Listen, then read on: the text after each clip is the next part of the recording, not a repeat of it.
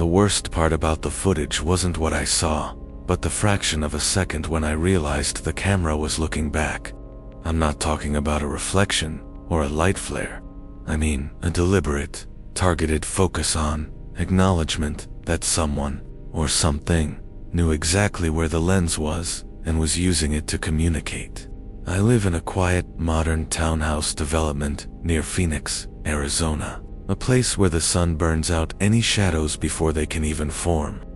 I installed a comprehensive security system, 3 cameras covering the front porch, the backyard, and the garage entry, mostly as a deterrent against package theft.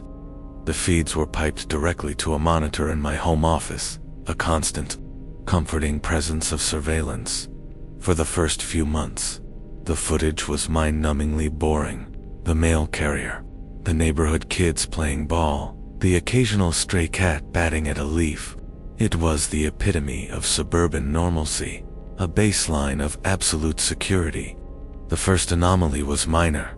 The front porch camera, which had a wide-angle lens, would occasionally show an empty space where my welcome mat should have been. I'd check, and there it was, right outside my door. I dismissed it as a glitch in the cheap camera's software, maybe a slight shift in the field of view that cropped the bottom edge of the frame. But then the mat started reappearing, always centered, always perfectly aligned. It was a subtle, almost insulting demonstration that someone was moving an object inside the camera's view, precisely when the camera was supposedly glitching. The oddities began to escalate, focusing on the backyard camera. This camera watched over a small concrete patio and a 6-foot privacy fence. Its motion alerts were highly sensitive. One night, the alert went off at 2 a.m. I checked the feed, expecting a raccoon. What I saw was a white cloth tied to the fence post, flapping in the slight desert breeze. It looked like a handkerchief. I waited, watching the feed. After about 30 seconds, the alert went off again.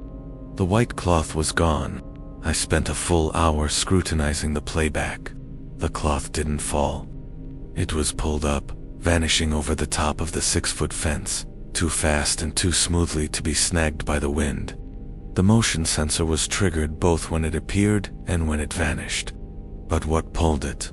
I had a floodlight on the patio, and the footage was clear. There was nothing visible but the fence, the patio, and the stark night sky. I started reviewing the feeds constantly, looking for anything out of the ordinary, and soon I found the pattern.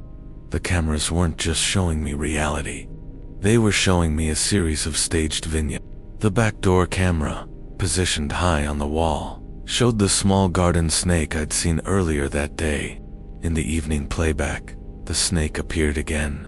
It slithered across the pavement, but instead of moving toward the bushes, it coiled into a neat, perfect spiral directly beneath the lens, pausing for a full minute before slithering away. On another night, the camera focused on the front of my garage, picked up a child's red tricycle, one I had never seen standing upright in the middle of my driveway. It stood there for 2 hours, completely still, until, in a single frame change, it was gone. The worst part was realizing the timing of the events. They never happened when I was watching the live feed. They were always recorded, always anomalies that required me to review the playback later, ensuring the creepiness was retroactive, sinking in when I was relaxed and alone. The person, or entity, staging these events knew my sleep cycle, knew when I checked the feeds, and knew how to manipulate the camera's motion sensors with unsettling precision. I decided to try to catch them in the act. I pulled an all-nighter, sipping cold coffee and staring at the 4 quadrants of my security monitor. The house was silent. The screens were static, showing only the unchanging reality of my property. I saw nothing. Exhausted, I finally collapsed into bed at 6 a.m. When I woke up at noon, my heart immediately started pounding. I knew something had happened. I stumbled to the office and hit play on the recorded footage. The recordings from 6 a.m. to 6:30 a.m. were the key. On the backyard feed, at exactly 6:07 a.m., a large, dark gardening trowel appeared, planted handle down in the exact center of my patio. It stood there, upright and alone, a bizarre monument. I watched the time-stamp tick. At 6:15 a.m., the trowel suddenly bent. Not snapped, but slowly, unnaturally curved until it rested, completely flat, on the concrete. The sound design of the camera's built-in microphone caught nothing but the sound of distant birds. No footsteps, no metallic creaking. Then came the front porch feed. At 6:25 a.m., the camera's lens, which was fixed and unmoving, suddenly seemed to shift. The wide-angle perspective narrowed slightly, as if it was zooming in, though my camera didn't have that capability. It focused on the reflection of the lens in the glass of the storm dorm my own house reflected back at itself. And then, in that reflection, a shape appeared, filling the entire frame. It was the vague, indistinct outline of a person, standing directly behind the camera. Not outside the camera's view, but directly on the camera, pressed against the housing, their shadow covering the lens. The reflection became a dark, distorted, almost liquid-like eye, and that's when the focus changed. The camera's autofocus mechanism, which usually struggles with distant objects, suddenly clicked into crystal clarity, focusing perfectly on the shadow. The person behind the lens wasn't just a shadow anymore. It was an acknowledgement. The feed then went black for 3 hours. I ripped the cameras out of the walls that afternoon, leaving gaping holes in the stucco. I changed the locks, but I knew it was useless. The surveillance wasn't external, it was internal. I live without cameras now, preferring the ignorance of not knowing to the certainty of being curated. But every time I walk out onto the back patio, I feel a prickle on the back of my neck. And sometimes, when I look through the front window, I think I see a light on my neighbor's porch, flicker not quickly, but with a slow, deliberate, artificial blink. It feels like the eye of a camera, reminding me that the lens is always present, even if I'm no longer the one watching the feed.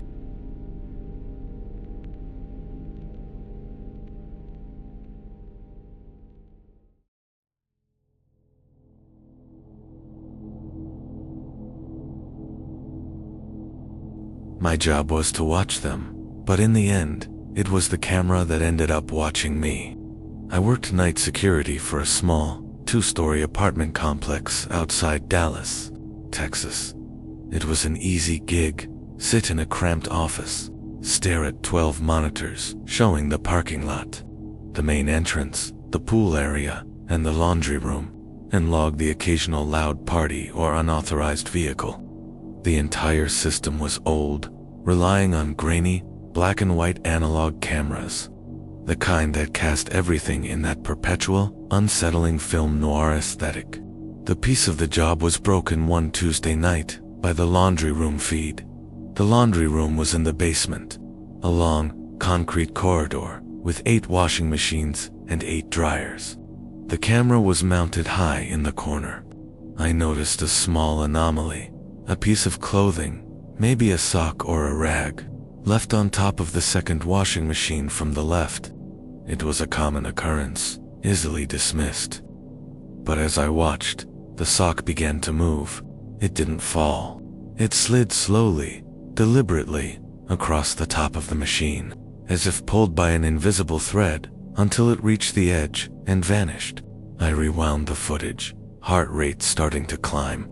There was no breeze, no vibration, no visible hand. Just the slow, impossible translation of a piece of fabric across a stationary surface. I chalked it up to an extreme case of static electricity and the aging cameras. But the events became bolder. The following week, the motion sensor for the pool area triggered at 4 a.m. I watched the feed, and the pool was empty, the water black and still under the solitary yellow sodium lamp. But at the edge of the screen, where the chaise lounge chairs were stacked for the winter, I saw it, a shadow. It was impossibly thin and tall, stretching vertically up the wall of the complex, defying the angle of the light. It wasn't cast by anything physical. It simply was a dark, rippling distortion against the stucco. It slowly elongated, growing thinner and thinner until it resembled a stretched human figure, like someone pressed into the wall by immense pressure. I called the complex manager, but by the time he arrived 20 minutes later, the shadow was gone. The events that truly broke my composure involved the camera facing the main parking lot. This camera had a time-lapse function that I would occasionally use to review the whole night quickly.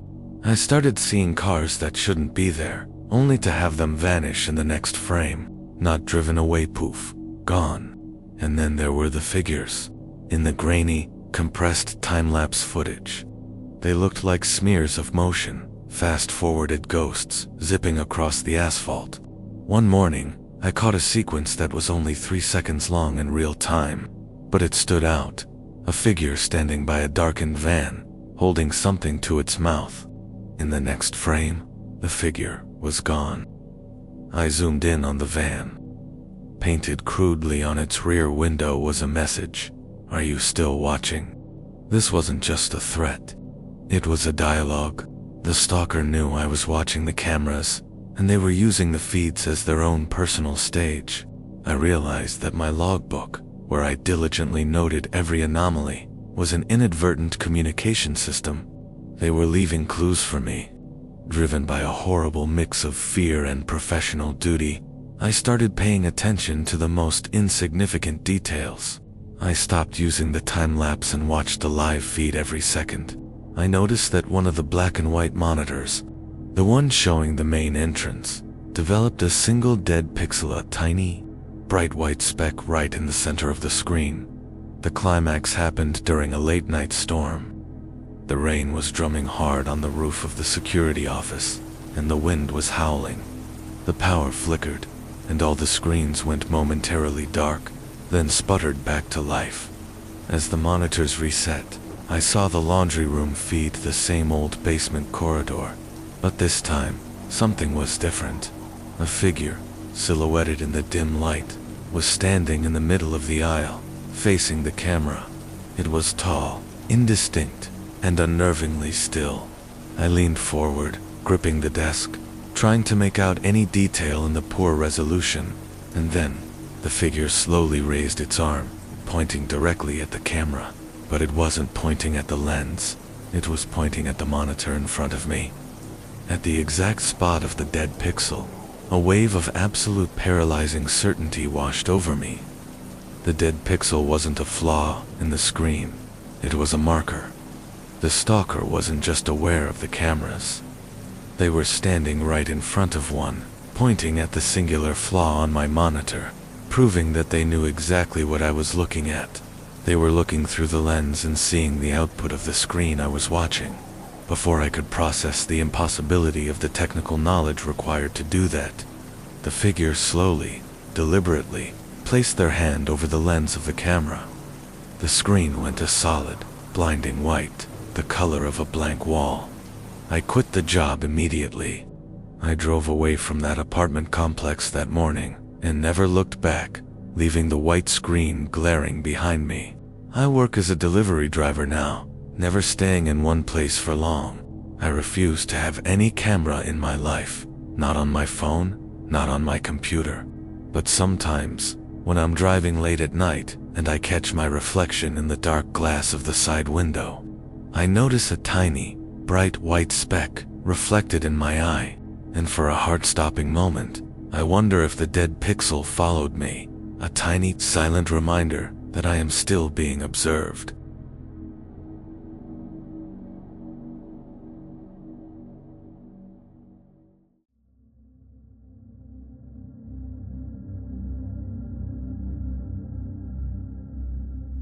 The horror of the last 6 months isn't that I found a ghost on my camera system. It's that the ghost learned to use the interface. I'm a software engineer living outside of Denver, Colorado, in a remote cabin I bought to escape the noise of the city. My security setup was top of the line. 3 wireless, high-definition cameras covering the perimeter, all controlled by a centralized hub with a custom user interface I designed myself. It was completely isolated from the internet, a fortress of pure local network security. I felt safe. The first incident involved a garage camera. I had set up a function on the software that highlighted any significant change in light, temperature, or motion within the frame. At 4:13 a.m., one Thursday, the garage camera triggered an alert, classifying the event as an unknown heat signature. The accompanying footage showed nothing but the usual stacked firewood and the snowblower, but the temperature reading for the garage had spiked from 38°F to 78°F in less than a second, then immediately dropped back down. It was physically impossible for the space to heat up that fast. I checked the wiring, the sensor, everything. Nothing was wrong. This was the start of the ghost in the machine. The cameras began to register things that my eyes didn't. The camera, overlooking the small forest clearing behind my cabin, captured a sequence of images that showed the ambient light level dropping to near zero and then returning, all while the sun was high in the sky. The footage was fine. It was the metadata that was wrong, suggesting a localized, unnatural eclipse. This subtle, unexplainable disruption of the data eventually gave way to a direct, terrifying communication through the system's interface. I was in my office one afternoon when the monitoring screen suddenly switched views. I hadn't touched the keyboard or the mouse. The view had cycled from the main 3-camera split to the singular full-screen feed of the porch camera.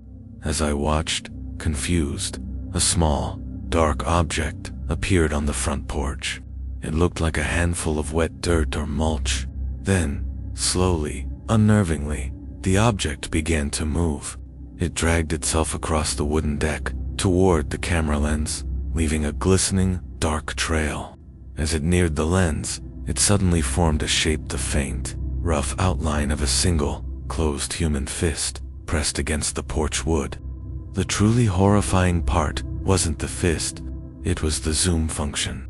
My custom interface uses a hotkey to snap the camera to a predetermined focus point. As the fist pressed against the wood, the camera instantly executed a 5x digital zoom, perfectly framing the fist in the center of the screen. I was the only person who knew that hotkey sequence. The entity on the porch had somehow gained access to my local system and used a control function to emphasize its presence. Before I could process the violation, the camera view cycled again, this time to the back clearing, then the garage, then back to the main split screen, as if someone had rapidly toggled through the views, ending exactly where they started, a demonstration of control. I spent the next 3 days reviewing the network logs, the firewall, everything. There was no outside connection, no virus, no logical point of entry. It was like the thing was operating the system from within the cabin, using my own isolated network as its consciousness. The climax of this technological haunting happened late Friday night. I was huddled in the living room, the monitors dark, refusing to look at the feeds. I had unplugged all the screens, but I hadn't shut down the hub. Then I heard it, a soft, distinctive beep coming from the office. It was the sound the security hub makes when the system is receiving a command to remotely arm the perimeter. I froze. I was inside, and the system was already armed. Then the beep started again, forming a simple, erratic rhythm beep. Beep, beep, beep. It wasn't the sound of an alarm. It was the sound of someone hitting the command button repeatedly. Heart hammering, I crept into the office. The monitors were black, but the hub itself was glowing, its small status light flashing the pattern of the remote arm commands. I watched the light pulse, beep, beep, beep, beep. The system wasn't responding to an outside signal. It was processing an internal instruction loop.